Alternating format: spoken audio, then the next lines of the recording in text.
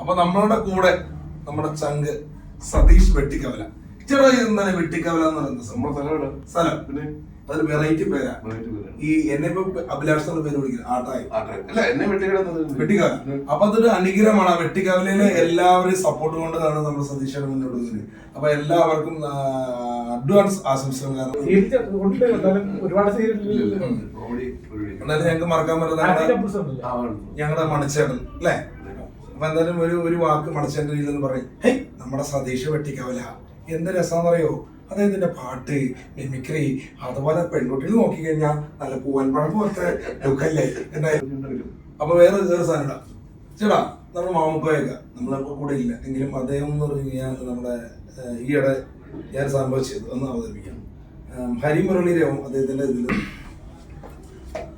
സംഗീതം പഠിക്കണമെന്ന മോഹമായിട്ട് നമ്മൾ ചെന്നിട്ട് ഒരു സിംഗത്തിന്റെ മടയിലാണ് ചെന്നിട്ടപ്പോൾ തന്നെ പുള്ളി പറഞ്ഞു എന്തെങ്കിലും ചായ കാശ് വയ്ക്കാൻ നമ്മുടെ കയ്യിലാണെങ്കിൽ 5-ന്റെ തൊട്ടുള്ള നമ്മൾ വെച്ച് കൊടുത്തു.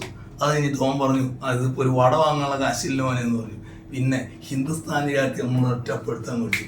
ഹരിമുരളീരവം ഹരിത വൃന്ദാവനം പ്രണയസുധാമയ മോഹനപാനം പഠിച്ചോനെ മധുമൊഴിരാതെ ഇന്നെ തേടി.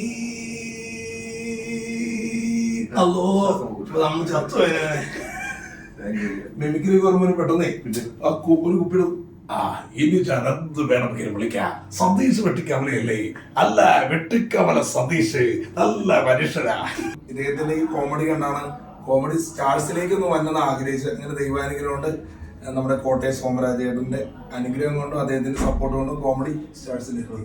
അപ്പൊ ആരാധനയോട് കൂടി അന്നും ഇന്നും എന്നും കാണുന്നത് ഇദ്ദേഹത്തിന്റെ വീഡിയോ കാണുന്നുണ്ട് പല സ്ഥലങ്ങളിൽ നിന്നും. ഇപ്പൊ ലാസ്റ്റ് കണ്ടത് ക്ഷേത്രത്തിലെ ഉത്സവത്തിന്റെ ഒരു ഇതായിട്ട്. ഞങ്ങളുടെ ഏഷ്യാനെറ്റിന്റെ ടെലിവിഷൻ അവാർഡുമായിട്ടാണ് അഭിലാഷും അനിലും ഒക്കെ എത്തിയിരിക്കുന്നത്. നമ്മുടെ രാജാവ് സിംഹം ആറാട്ടണം നമ്മൾ തമ്മിൽ എന്ന് പറഞ്ഞ പരിപാടിയില്ലേ, നമ്മൾ തമ്മിൽ അതിലേക്ക് വന്നു. പിന്നെ പുലിയല്ലേ പുലി അതിനാണോ വന്നില്ലോ. അങ്ങോട്ടും സെയിം അല്ലേ? സിനിമ ഉണ്ട്. അല്ലാണ്ട് 1-2 സിനിമ വേറെ ഷൂട്ട് ഉണ്ട് മെയ് മാസം. അതിപ്പോ പേര് പറയുന്നില്ല. ഡബിംഗ് ആണ് അടുത്ത ദിവസം. പ്ലാൻ എന്ന് പറഞ്ഞ മൂവി ഉണ്ട് സുധീർക്കാടെ ഗുലാന്റെ തട്ടുകട അങ്ങനെയൊക്കെ ആയിട്ട് പോകും. എല്ലാവിധ ആശംസകളും. സന്തോഷം. മെയ് മുതൽ മിനി സ്ക്രീനിൽ നിന്ന് ബിഗ് സ്ക്രീനിലേക്ക് വരും. Okay, thank you.